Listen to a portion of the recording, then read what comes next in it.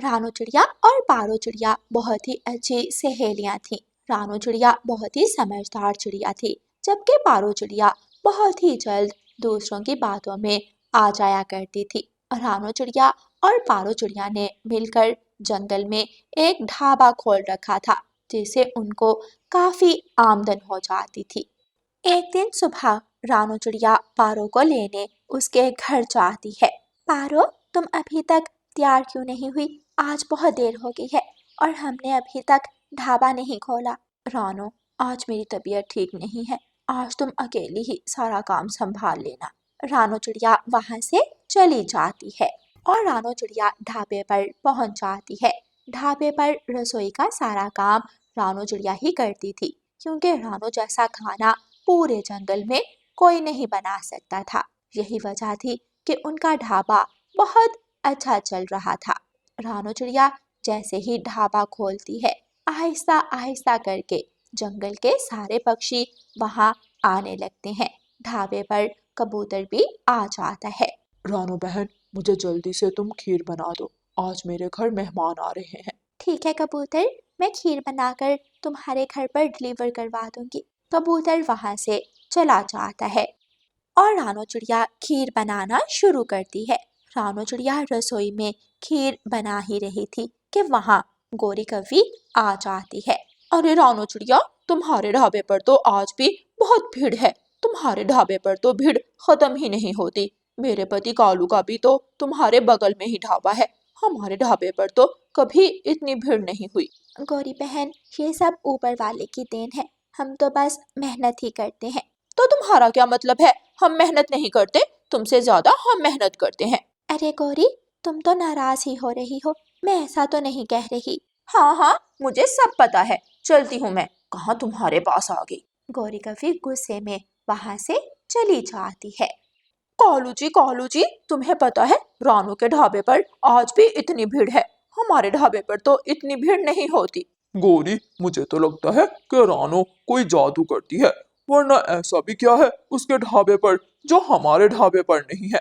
गोरी, हम एक काम करते हैं, हम रानू चिड़िया से जाकर पूछ लेते हैं। कालू जी, रानू हमें कभी नहीं बताएगी, वो बहुत होशियार है। क्यों ना हम पारो से पूछें। हाँ, कह तो तुम ठीक रही हो गोरी। कालू जी, उसके लिए भी मेरे पास एक प्लान है। फिर गोरी कालू को अपना प्लान बताती है और वो दोनों वहां से पारो चिड़िया के घर पहुंच जाते हैं। क्या हुआ है गोरी, आज तुम मेरे घर कैसे आ गई हो? बस वैसे ही आई हूँ। आज तुम ढाबे पर नहीं गई थी, वहां पर मैंने रानू को दूसरे पक्षियों से कहते सुना कि सारे ढाबे का काम तो वही करती है और तुम आए दिन छुट्टी कर लेती हो। और वो और भी बहुत बातें कर रही थी। नहीं नहीं गोरी, तुम्हें कोई गलत फहमी हुई है, रानू ऐसा क्यों करेगी? नहीं पारो, रानू ने सच में ऐसा कहा है, हमने खुद सुना है। हम भला तुमसे झूठ क्यों बोलेंगे?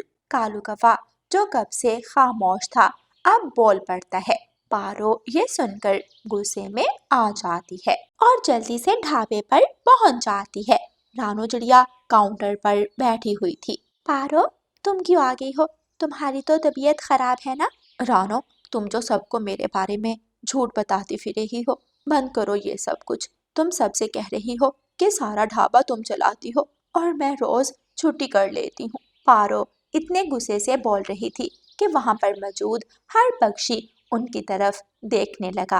पारो, मैंने ऐसा कुछ नहीं कहा, तुम्हें कोई गलत फहमी हुई है। बस बस, तुम तो हो ही ऐसी। आज के बाद तुम ही ढाबा चलाना, मैं नहीं आया करूंगी। ऐसा कहकर पारो चिड़िया वहां से चली जाती है। कुछ दिन ऐसे ही गुजर जाते हैं। एक दिन गोरी कौवी पारो के पास जाती है। पारो, तुम मेरी मदद करोगी? मैं बहुत परेशान हूँ।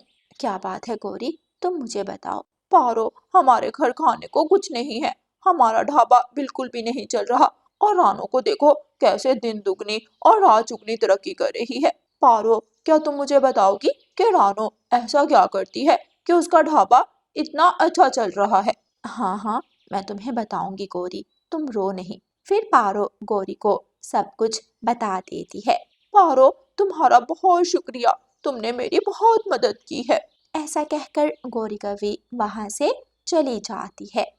कालू जी, मुझे पता चल गया है कि रानू के पास ऐसा क्या है कि उसका ढाबा इतना अच्छा चल रहा है? तो फिर मुझे भी बताओ गौरी। अरे ना ना, आहिस्ता आहिस्ता कालू जी, आपको नहीं पता कि दीवारों के भी कान होते हैं। फिर गौरी कवि कालू कौवे को सारी बात बताती है। कालू कौवा और गौरी कवि दोनों उड़ते हुए बूढ़ी चिड़िया के पास चले जाते हैं। बूढ़ी चिड़िया, हमारी मदद करो, हम बहुत परेशान हैं।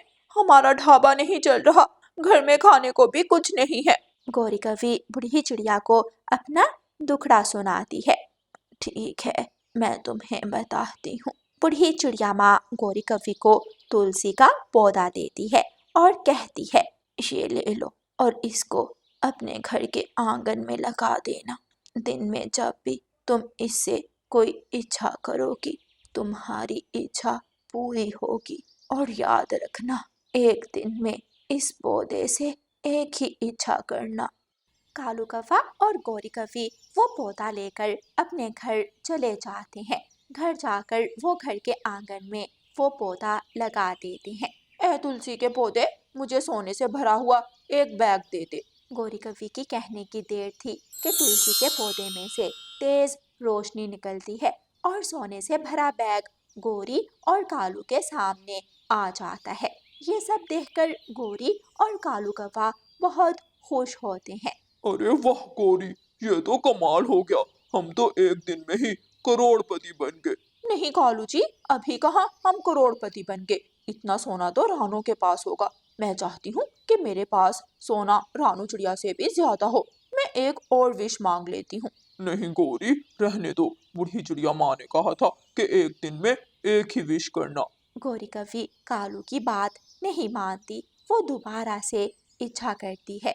गौरी की इच्छा करने की देर थी कि कालू का घर टूटकर जमीन पर गिर जाता है। गौरी, ये सब तुम्हारे लालच की वजह से हुआ है। अभी वो दोनों वहां खड़े ही थे कि तोता उनके पास आता है। कालू कौवे, तुम्हारा ढाबा सारा टूट गया है। मिठू तोता जैसे ही ये बताता है, कौवे बहुत ज्यादा परेशान हो जाते हैं। कालू जी, ये सब मेरे लालच की वजह से हुआ है। मैं अगर लालच ना करती तो हमारा घर और ढाबा बिल्कुल सलामत होते। इस तरह गौरी और कालू को उनके किए की सजा मिल जाती है। प्यारे दोस्तों, इस कहानी को लाइक, अपने दोस्तों के साथ शेयर और चैनल को सब्सक्राइब करना बिल्कुल मत भूलना। आपका धन्यवाद। रानो चिड़िया की ऐसी कहानियाँ सुनने के लिए YouTube सर्च बार में रानो चिड़िया की कहानी लिखें या फिर ये बटन दबाकर बोलकर कहें रानो चिड़िया की कहानी। रानो चिड़िया एक अमीर चिड़िया थी जो अपनी एक बेटी और पति के साथ खुशी खुशी रहा करती थी। गौरी कवि रानो चिड़िया के घर काम करती थी। गौरी, गुड़िया के लिए नूडल्स बना दो और हाँ, पिकनिक पे ले जाने के लिए भी कुछ बना दे। जी मालकिन, मैं अभी बना देती हूँ। मम्मा, पापा भी हमारे साथ जाएंगे ना? हाँ, तुम्हारे पापा भी साथ जाएंगे, खूब एंजॉय करेंगे हम। अमीर रानो चिड़िया के साथ शादी करके इस रानो चिड़िया की तो लॉटरी ही लग गई है। इसे देख देख कर मेरा दिल जलता है। गौरी कवि रानो चिड़िया की हर चीज़ पर नज़र रखती और हमेशा उससे हसद करती थी। गौरी कवि जलते हुए नूडल्स बनाने लगती है। रानो चिड़िया एक फलों की टोकरी तैयार करती है। ये लो गुड़िया बेटी, नूडल्स। गुड़िया वो नूडल्स खाने लगती है। कुछ देर बाद चिड़िया का नौकर पक्षी घर के अंदर आता है। मालकिन, सवारी तैयार है, आप आ जाएं। मानो जी तो अभी तक आए नहीं। मालिक कल आएंगे, आज उनको जरूरी काम से दूसरे जंगल जाना। गुड़िया उदास होकर मुंह बना लेती है। मम्मा, पापा फिर से दूसरे जंगल चले गए। कोई बात नहीं गुड़िया बेटी, हम अगली बार तुम्हारे पापा के साथ चले जाएंगे। नहीं, मुझे अब कहीं नहीं जाना। गुड़िया उदास होकर अपने कमरे में चली जाती है। रानो चिड़िया गुड़िया के पीछे जाती है। गुड़िया बेटी, प्लीज उदास मत हो, मैं तुम्हें तुम्हारा मनपसंद गिफ्ट ला कर दूँ। मुझे कुछ नहीं चाहिए। शाम हो जाती है। गुड़िया बेटी, बाहर आओ, तुम्हारे लिए एक सरप्राइज है। सरप्राइज? क्या पापा आ गए? बाहर तो आकर देखो।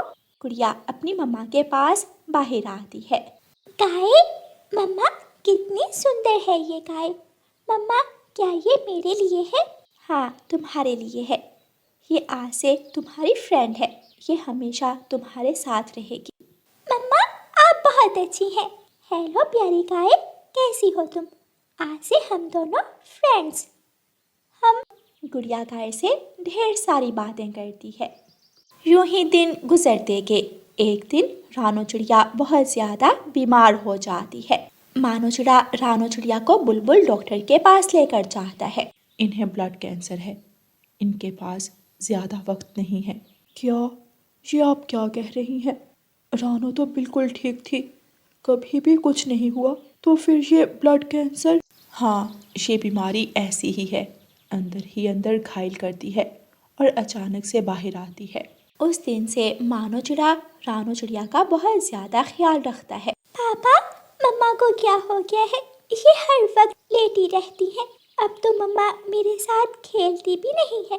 यहाँ आओ मेरी बेटी। मानो चिड़ा गुड़िया को अपने गले से लगा लेता है। सब ठीक हो जाएगा मेरी बेटी, सब ठीक हो जाएगा। दिन गुजरते गए। एक दिन रानो चिड़िया की तबीयत कुछ ज्यादा ही खराब हो जाती है। बुलबुल डॉक्टर को बुलाया जाता है। माफ कीजिएगा, आपकी पत्नी अब इस दुनिया में नहीं रही। मानो चिड़ा और गुड़िया रोने लगते हैं। ऐसे ही कुछ दिन गुजर जाते हैं। गुड़िया अपनी गाय के पास जाती है। प्यारी गाय, अब सिर्फ तुम ही मेरी अच्छी दोस्त हो। मम्मा तो मुझे छोड़कर चली गई है। तुम मुझे छोड़कर कभी मत जाना। एक शाम मानो चिड़ा घर आता है। उसके साथ एक चिड़िया थी। गुड़िया बेटी, ये तुम्हारी मम्मा है। क्या मम्मा?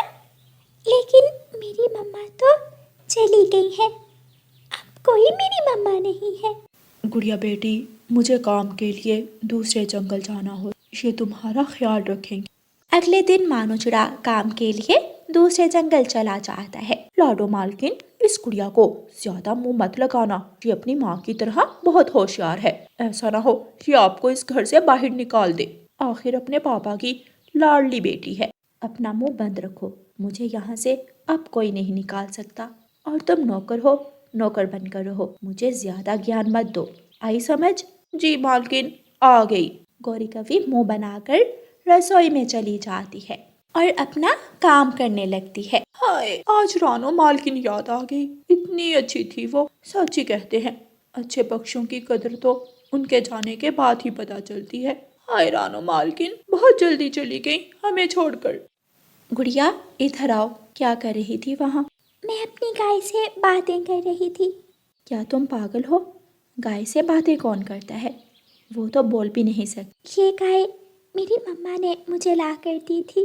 मेरी मम्मा भी गाय को बहुत पसंद करती थी। मुझे लगता है तुम्हारी मम्मा भी तुम्हारी तरह पागल थी।